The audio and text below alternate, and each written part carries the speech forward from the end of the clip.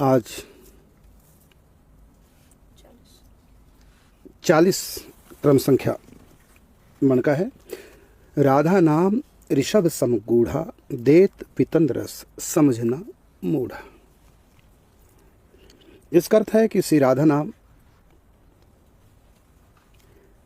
ऋषभ अवतार के समान गूढ़ है। गूढ़ का अर्थ गहरा।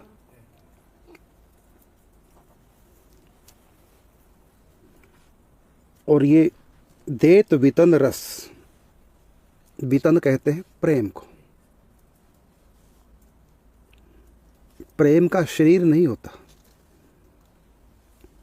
वो दूसरों के शरीर के माध्यम से कार्य करता है, इसलिए इसको वितन कहा। बिना देह वाला होकर भी सब काम करता है। घर गृहस्थी में जितने भी काम हो रहे हैं ना, सब वितन ही कर रहा है। वितन का मतलब प्रेम ही कर रहा है। माता पिता जो कमा रहे हैं बच्चों के लिए, प्रेम है बच्चों से।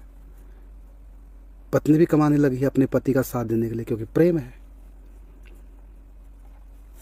बच्चे भी सेवा करते हैं कमा करके, क्योंकि परिवार से प्रेम है। किसी का किसी से प्रेम न रहे फिर कोई कुछ भी करने को तैयार नहीं।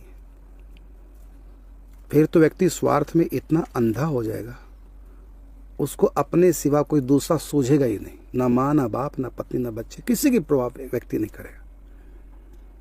इसी प्रेम के कारण से ये सृष्टि चल रही है। प्रेम सृष्टि का आधार है। सबसे गूढ़ विषय है प्रेम। हर विषय पे बुद्धि चलती है और बुद्धि से समस्या का समाधान हो जाता है। बुद्धि से हम हर विषय के ऊपर सोच सकते हैं, समझ सकते हैं, उसका हल निकाल सकते हैं। लेकिन प्रेम में कोई फंस गया तो, प्रेम की समस्या आ गई तो अब करे जरा कोई बुद्धि इसका हल। लड़की प्रेम के चक्कर में पड़ गई, अब समझा लो उसको, कोई समझाने वाला दुनिया में ना ऐसी बुद्धि है जो उस लड़की को समझा दे, और ना लड़की के पास ऐसी बुद्धि है जो किसी के समझाने पे वो समझ जाए। सबसे गूढ़ जहां बुद्धि जीरो हो जाती है। बुद्धि की बात भी नहीं मानेगा दिल। दिल है कि मानता नहीं। तो जहां समझ है ना, वहां प्रेम होता ही नहीं, और जहां प्रेम है वहां समझ नहीं होती। इसलिए लोगों ने प्रेम को अंधा कहा। प्रेम अंधा होता है। इसके पास ना बुद्धि है, ज्ञान नहीं, आंख नहीं, पांव पांव है, बस चलता हुआ है। इतना चलता है कि 1 मिनट भी रुकना पसंद नहीं करेगा। अपनी मर्जी से न कोई प्रेम कर सकता है और न ही कोई प्रेम हटा सकता है। अपनी मर्जी से कोई ना दिल लगा सकता है और ना दिल हटा सकता है। इसलिए इसको गूढ़ कहा प्रेम को। प्रेमी को पता है कि मैं गलत चल रहा हूं, मेरी जिंदगी बर्बाद हो जाएगी इस रास्ते पे चल के। प्रेमी को तो ये भी पता चल गया जिससे मैं प्रेम करता हूं वो ठीक नहीं, लेकिन क्या करूं, दिल है कि मानता। उससे अच्छे अच्छे दिखा दिए, इससे शादी कर ले। वो स्वयं कहता है मुझको पता है कि जिससे मैं प्रेम कर रहा हूं या कर रही हूं वो मेरे योग्य है नहीं, और जिससे आप चाह रहे हैं वो लड़का बिल्कुल मेरे योग्य है। जानती हूं मैं, जानता हूं मैं, लेकिन क्या करूं, दिल है कि मानता। आया दिल कुतिया पे तो अप्सरा क्या करेगी? एक कहावत है ना। सबसे गूढ़ पहेली है, इसको कोई सुलझा नहीं पाया आज तक। उलझते हजारों देखे, सुलझता एक भी नहीं देखा। और ये दुनिया का सबसे बड़ा सुख है प्रेम। मोहब्बत मायने अल्फाज में लाई नहीं जाती, ये तो वो नाजुक हकीकत है जो समझाई नहीं जाती। न जाने क्या हुआ करती हैं बातें दूर रहकर भी, हृदय के तार से जब उस हृदय का तार मिलता है, जिसने भी इस प्रेम को पाया, दुनिया का हर सुख, दुनिया का हर दुख उसके लिए जीरो हो जाता है।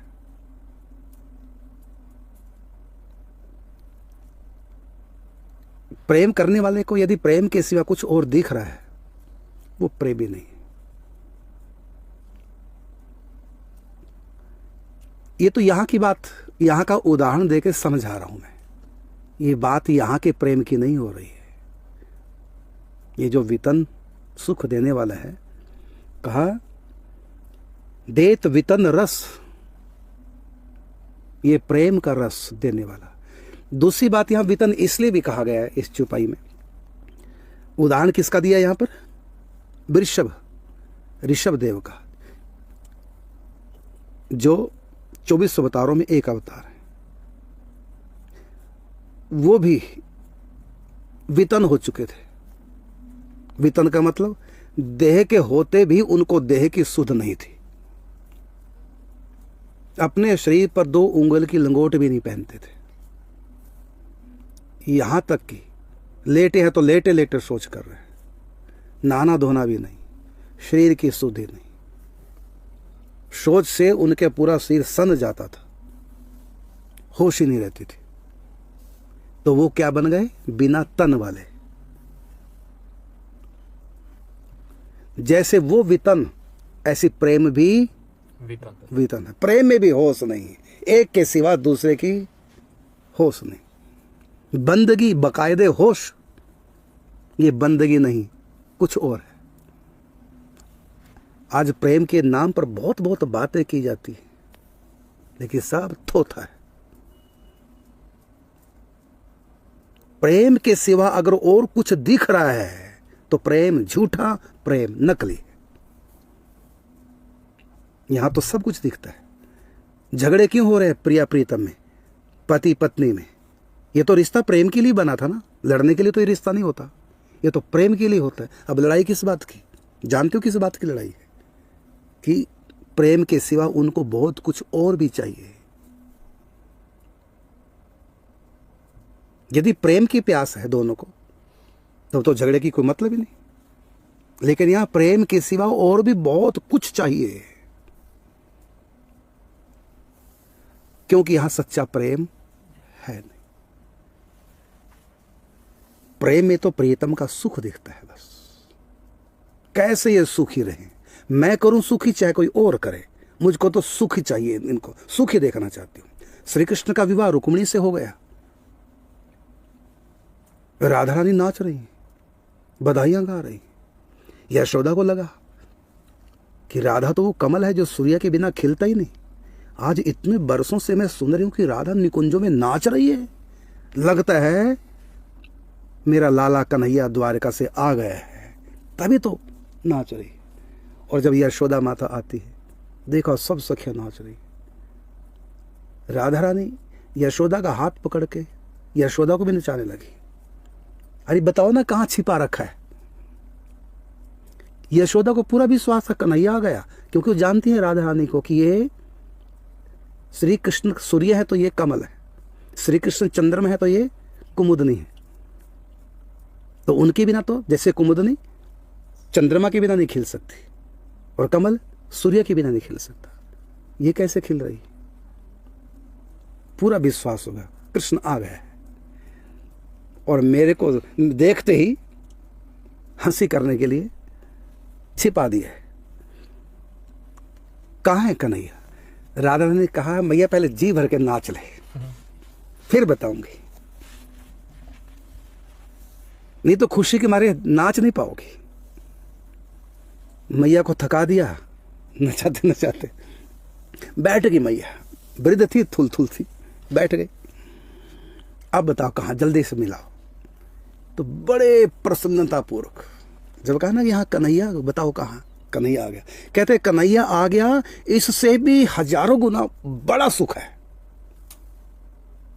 ये तो कम छोटा सुख है, कृष्ण आ गए, ये तो बहुत छोटा सुख है, इससे भी बड़ा सुख है। क्या है?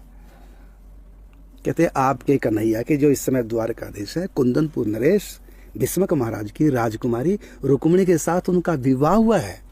एक कुरुक्षेत्र जाने वाला यात्री उसने बताया है। कितनी खुशी की बात है, बेटे का घर बस गया तो आपके लिए कितनी खुशी की बात है, और मेरे लिए कितनी खुशी की बात है।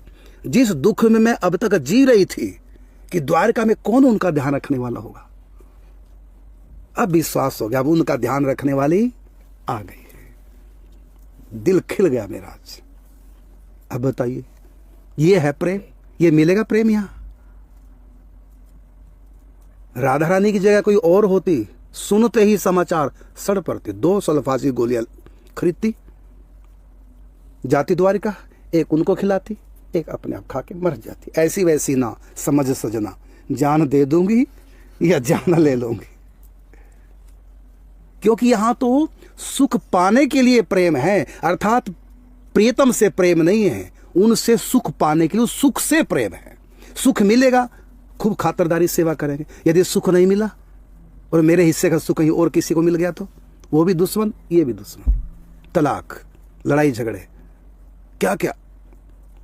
जिसकी पूजा आरती करती थी, भला या बुरा जैसा भी है, मेरा पति मेरा कहती थी कि सुख मिलता था, अब सुख में कटौती होगी। अब देखना उस राधा को अब महाकाली बनते देर नहीं लगेगी। कहां यहां सुख है, प्रेम कहां?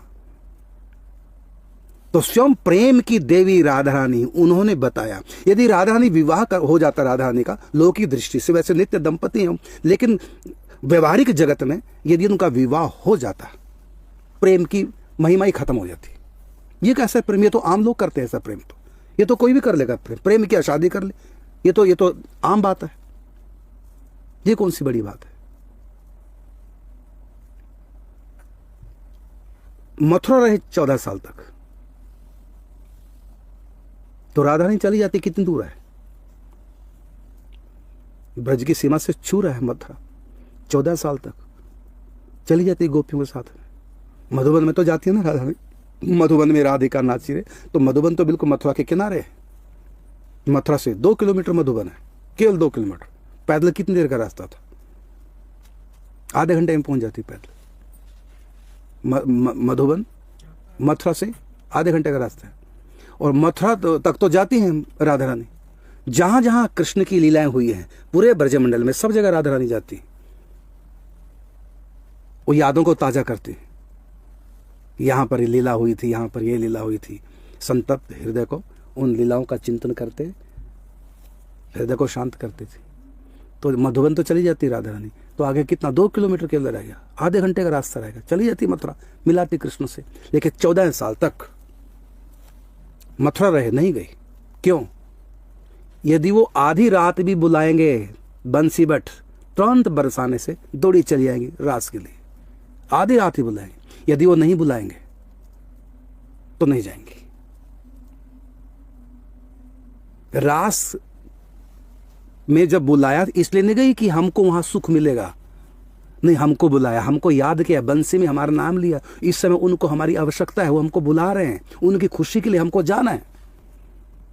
लेकिन मथुरा से बुलावा नहीं है तो नहीं जाना है, उनको देखना प्रीतम श्याम सुंदर की प्रसन्नता। तो ये ब्रजभूमि प्रेम की पाठशाला है, और सब गोपियों ने पढ़ा प्रेम, कोई भी गोपी नहीं गई। यहां तक कि कृष्ण के विरह में गोपी मरने जा रही थी, राधा ने रोक दिया, क्यों मरने जा रही हो? बोली तिल तिल करके मरने से अच्छा एक दम ही मर जाऊं, मैं जी नहीं पाऊंगी, पक्का है मरूंगी, उनके बिना मैं जी नहीं सकती। तो राधा रानी ने कहा ठीक है, मर जा, डूब जा, लेकिन जब वो आएंगे, कभी भी आएंगे, जब पूछेंगे तुम्हारा नाम लेकर कि सब मिलने आई वो कहाँ है, और जब बताएंगे वो तो जमुना में डूब के मर गई आपके विरह में, तो बताइए उनको अच्छा लगेगा या बुरा? वो दुखी होंगे कि प्रसन्नता होगी? कहते दुखी हो जाएंगे। फिर तू अपनी मृत्यु का समाचार देकर उनको दुखी करना चाहती है, यही तेरा प्रेम है? ये कैसा प्रेम तुम्हारा? ये तो स्वार्थ है, तुमने प्रेम किया ही नहीं, तू जानती नहीं प्रेम करना। 100 साल तक राधा रानी ने अपनी प्रेम पाठशाला में समस्त गोपियों को पढ़ाया प्रेम क्या होता है। देखो मथुरा बगल में है, नहीं बुलाया, नहीं गई, और कुरुक्षेत्र एक संदेश में पहुंच गई। इतनी दूर कुरुक्षेत्र चली गई, कितने किलोमीटर पड़ेगा यहां से? 350 किलोमीटर दूर चली गई यहां से, लेकिन बगल में मथुरा नहीं गई। और कोई शिकायत नहीं की, बुलाया नहीं, शिकायत कर रहे। वो हमसे प्रेम नहीं करते, यही सबको शिकायत रहती है। और गजब की बात, पता चला वहां कुब्जा है कृष्ण की सेवा में, बड़ी प्रसन्नता हो, कोई लड़ाई नहीं, झगड़ा नहीं। सामाजिक दृष्टि से देखा जाए राधा रानी राजकुमारी है, विवाह कर सकती थी। श्री कृष्ण छोड़ के चले गए तो कहीं भी घर वाले विवाह कर सकते थे, लेकिन ऐसा कुछ नहीं। तो राधा रानी कोई स्त्री नहीं है, मानवी नहीं है। संसार का कोई रूल राधा रानी के ऊपर, श्री कृष्ण के ऊपर लागू नहीं होता। ना स्वर्ग का कोई रूल यहां लागू होता है राधा कृष्ण के ऊपर, न ब्रह्मलोक का रूल कोई लागू होता है राधा कृष्ण के ऊपर, ना वैकुंठ का रूल लागू होता है राधा कृष्ण के ऊपर। इन सब से अलग ये प्रेम है, ऐसा प्रेम कहीं नहीं। लक्ष्मी ने जब राधा कृष्ण की रास की महिमा सुनी तो लक्ष्मी ने नारायण से कहा कि ये सुख आप ही तो श्री कृष्ण हैं, मैं ही तो राधा हूं, जो सुख निकुंज में यहां क्यों नहीं? तो ठाकुर जी कहते हैं कि यहां जो मैं सुख देता हूं, हमारा तो हमारा जो सुख है ये तो उसका करोड़वां अंश है। वहां जो हमारा तुम्हारा सुख है, मैं कहना चाहूंगा कि लक्ष्मी नारायण है वही राधा कृष्ण है, कोई अंतर नहीं, बस लीला का भेद है। वैकुंठ में ये लीला नहीं होती, राधा रानी ही लक्ष्मी। हमारे निम्बार्क संप्रदाय में 3 प्रकार की उपासना बताई गई है, एक वैदिक उपासना, एक तांत्रिक उपासना, एक रसोपासना। हम लोग तो रसोपासना करते हैं, तो रसोपासना में राधा रानी है, और यही तांत्रिक उपासना में यही रुक्मणी है, और वैदिक उपासना में यही श्री है, लक्ष्मी। तो हमारे निम्बार्क संप्रदाय में 3 प्रकार की उपासना है, जिसको जैसे रुचे, क्योंकि सब रसोपासना के अधिकारी नहीं होते। तो जिसको जैसी उपासना, यदि ऐश्वर्य भाव की उपासना करनी है राधा कृष्ण की, तो यही राधा कृष्ण ऐश्वर्य रूप में कौन है? यही लक्ष्मी नारायण है, ये वैदिक उपासना है। यदि कोई तंत्र उपासना करना चाहेगा तो यही राधा कृष्ण ही द्वारकाधीश रुक्मणी है, द्वारिका की लीला में। वहां वैकुंठ का ऐश्वर्य भी है और ब्रज का माधुर्य भी है, दोनों का मिश्रण है द्वारिका में। प्रेम भी है और ऐश्वर्य भी है। वैकुंठ में ऐश्वर्य की प्रधानता और द्वारिका में ऐश्वर्य प्रेम दोनों बराबर, और ब्रज में प्रेम है, माधुर्य है, लेकिन ऐश्वर्य बहुत कम। जैसे गिरिराज जी उठा लेना, काली नागनाथ लेना, जितनी गोपियां उतने श्री कृष्ण बन जाना, मुख में विराट रूप दिखा देना, ब्रह्मांड रूप, ये सब ऐश्वर्य है, लेकिन बहुत कम। वैकुंठ में ऐश्वर्य अधिक, माधुर्य कम, और द्वारका में ऐश्वर्य माधुर्य बराबर, और ब्रज में माधुर्य अधिक, ऐश्वर्य कम, और निकुंज वृंदावन में ऐश्वर्य 0, केवल शुद्ध माधुर्य। तो एक ही परमात्मा, एक ही राधा माधव, वही अयोध्या में सीताराम साकेत धाम में वही सीताराम के रूप में लीला कर रहे हैं। तो वैकुंठ में ऐश्वर्य अधिक और माधुर्य बहुत कम, और जहां ऐश्वर्य चरम सीमा पे है वो रूप है भगवान शिव का। इससे अधिक ऐश्वर्य भगवान के किसी भी रूप में नहीं है, भगवान शिव का ऐश्वर्य। इसलिए शिव के नाम में ऐश्वर्य लगता है। नर्मदेश्वर महादेव, पिपलेश्वर महादेव, केदारेश्वर महादेव। शास्त्रों में ईश्वर का अर्थ ही शंकर जी है। ईश्वरों के ईश्वर, जैसे कृष्ण को सर्वेश्वर कहते हैं, तो ईश्वर का अर्थ शंकर जी। मतलब सबसे अधिक ऐश्वर्य है भगवान शिव पार्वती में। पार्वती दुर्गा है तो ऐश्वर्य, वहां माधुर्य का खेल नहीं चलेगा, वहां ऐश्वर्य, शंकर जी ऐश्वर्य खेल चलता है। लेकिन जब शंकर जी ब्रज में आएंगे तो यहाँ फिर माधुर्य खेलते हैं, बाल कृष्ण के दर्शन करते हैं, यहाँ मधुर प्रेम, और रास में आते हैं तो सखी भाव का प्रेम। तो जब कृष्ण ही भगवान शिव है, अलग तो है नहीं, जब एक ही है, तो यहाँ शंकर जी दर्शन करने क्यों आते हैं? श्री कृष्ण के रास में सखी बन के क्यों आते हैं? तो भगवान शिव के 3 रूप हैं। एक है वो स्वयं ईश्वर है, परमात्मा है, स्वयं श्री कृष्ण है। एक तो ये रूप है भगवान शिव का। एक इनका रूप है देवता का। ये देवता भी है, जैसे 33 कोटि देवता है ना, बस उन देवताओं से ऊपर 3 देवता, 5 देवता और हैं। कौन कौन से? ब्रह्मा विष्णु महेश और दुर्गा जी और गणेश। तो ये देवता का रूप है भगवान शिव का। और तीसरा रूप क्या है भगवान शिव का? परम भागवत है, वैष्णव है, वैष्णव नाम यथा शंभु। तो 3 रूप है। तो हमको समझना पड़ेगा, जहां पर लिखा हुआ है कि ब्रह्मा विष्णु महेश की पूजा करके मुक्ति नहीं मिलती, जहां लिखा हुआ है, इसका अर्थ यह नहीं है। इसका अर्थ यह है उनका जो देव रूप है, देवता का रूप, उसको मान करके मुक्ति नहीं मिलती। वस्तु मिल जाएगी, भोग मिल जाएंगे, मुक्ति नहीं मिलेगी। और एक इनका परम भागवत रूप है, वैष्णव रूप, उसको मानेंगे तो भक्ति मिलेगी। और एक इनका ईश्वर रूप है, भगवान शिव साक्षात ईश्वर है।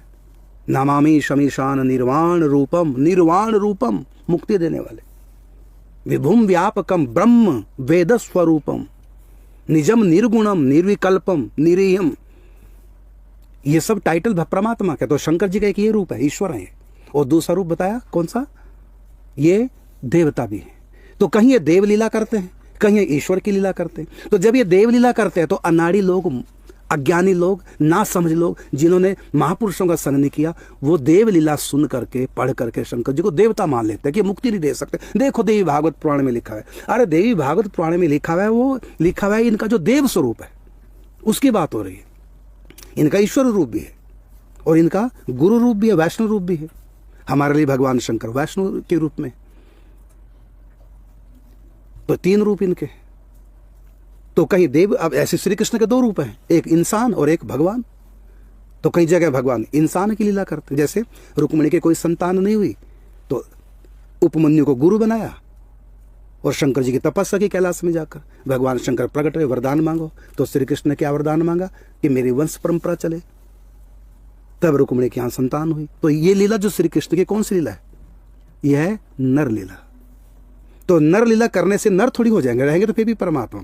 ऐसी भगवान शिव यदि देव लीला कर रहे हैं तब भी परमात्मा है।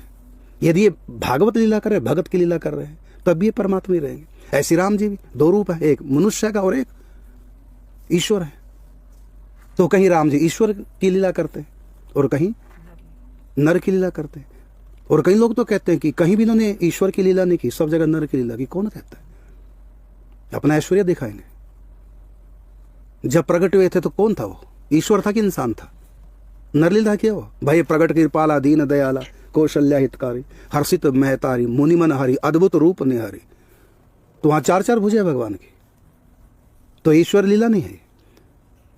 और कौशल्या माता को चतुर्भुज जन्म के समय दिखाई, अवतार के समय, लेकिन पलने में भी ठाकुर जी, राम जी। इधर भोगल है तो वहां भी राम जी, 2 रूप। यहां वहां 2 ही बालक देखा, बना लिए 2 रूप। और भेलिनी को क्या कहते हैं? मंत्र जाप मम दृढ़ विश्वास। मेरे मंत्र में दृढ़ विश्वास करके जपो। तो मेरा मंत्र कह रहे राम जी। तो इंसान कहेगा मेरा मंत्र जपो, मनुष्य कहेगा ये नरलीला है। जो राम जी भेलिनी को अपनी भक्ति बता रहे हैं, 9 प्रकार की मेरी भक्ति है। मंत्र जाप मम दृढ़ विश्वास। मेरे मंत्रों का जाप में दृढ़ विश्वास होना चाहिए, ये मेरी भक्ति है।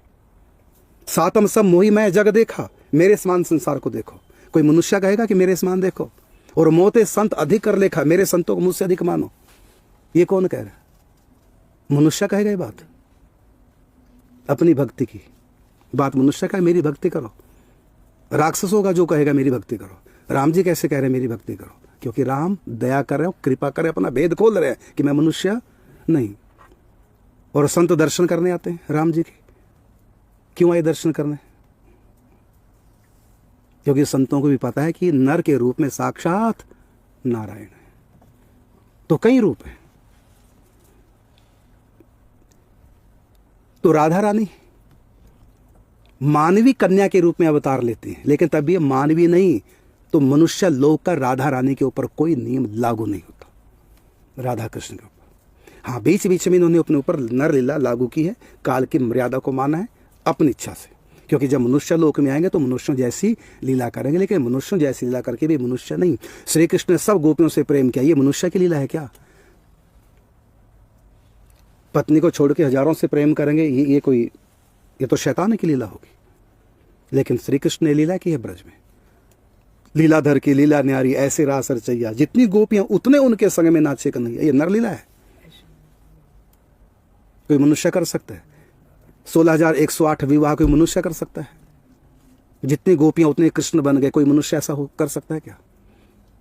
लेकिन जो श्री कृष्ण को केवल मनुष्य मानते हैं, जैसे आर्य समाजी या दूसरे लोग, वो इन लीलाओं को उनको पचती नहीं है। लीला माखन चोर लीला, रास लीला नहीं पचती। गोवर्धन धारण करना नहीं धारण किया, यही कहेंगे, क्योंकि तो परमात्मा की लीला ना। उन्होंने श्री कृष्ण की सिर्फ उन लीलाओं को माना जो नर की मर्यादा में रह के की है, बस इतना अधूरे कृष्ण को मानते हैं। लेकिन परमात्मा है। अब उनको गोवर्धन धारण की लीला माने, काली नागना था, मुख में ब्रह्मांड दिखाया, चतुर्भुज रूप प्रकट हो गए, पहरेदार सो गए, बिना पुल के नौका के जमुना पार कर दी पिताजी लेकर सावन भादो में। ये सारी जो लीला है ना, ये उनको हजम नहीं होती। वो कहते ऐसा नहीं किया। तो ये सारी लीला है उनकी, कोई नर लीला है, कोई नारायण लीला है। नर लीला तो श्री कृष्ण ने बहुत कम की, सब जगह नारायण लीला की। और राम जी ने सब जगह नर लीला की, नारायण लीला बहुत कम की। जब राम और कृष्ण को हम नहीं समझ पाते तो इनसे आगे का तत्व है। इस दुनिया में हम सबको समझ जाते हैं, लेकिन प्रेम को नहीं समझ पाते। प्रेमी की बुद्धि भी जीरो हो जाती है। तो जो प्रेम की अधिष्ठात्री देवी राधा रानी, उसको कौन समझ पाएगा? इसलिए कहा कि राधा नाम ऋषभ सम गूढ़ा, ऋषभ के समान गूढ़ है। ऋषभ को लोग पागल कहते थे भगवान के अवतार। लैट्रिन कपड़ों में, उस कपड़े पहनते, नंगे धड़ंग घूमते, लैट्रिन पूरे शरीर पे लगी रहती। लोग समझ नहीं पाए कि क्या लीला चली। परमहंस वृत्ति धारण कर ली। और देत वितन रस, ये राधा नाम हमको वितन रस देने वाला। और समझ ही ना मूढ़ा, अच्छे समझदार नहीं समझ पाते राधा रानी को, तो मूढ़ लोग जो है वो क्या समझेंगे? आज के टटपुंज ये कहेंगे, उनको कटाक्ष करते हैं राधा रानी पे, ग्रंथों पे। आके वृंदावन में जरा संतों का संग करो, वो बताएंगे राधा रानी क्या। पहली बातों को उनको जरूरत क्या पड़ी? अपने तिजोरी को कोई खोलेगा सबके सामने? लेकिन फिर भी जो श्रद्धालु होगा तो संत रिझ करके उनको राधा तत्व बताएंगे। जिस दिन राधा तत्व समझ में आ गया ना, संतों की कृपा से, क्योंकि कृपा से समझे, नहीं समझना मूर्ख लोग इसको समझ नहीं पाते। ऐसा ही राधा नाम तो